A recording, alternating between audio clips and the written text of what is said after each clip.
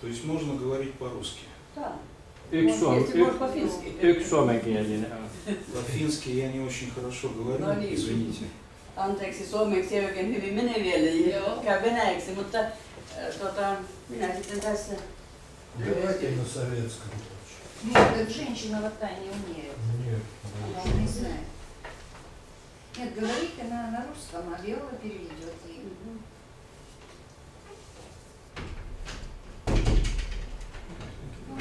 Onko se kirja venäjäksi? Venäjänkielinen. Joo. Joo. Ei ole käännetty. Ei ole käännetty vielä. Mutta voi olla, kun joku kääntääkin sitten. Tässä vielä on niitä, jos haluatte kysyä näitä sitten. Niin.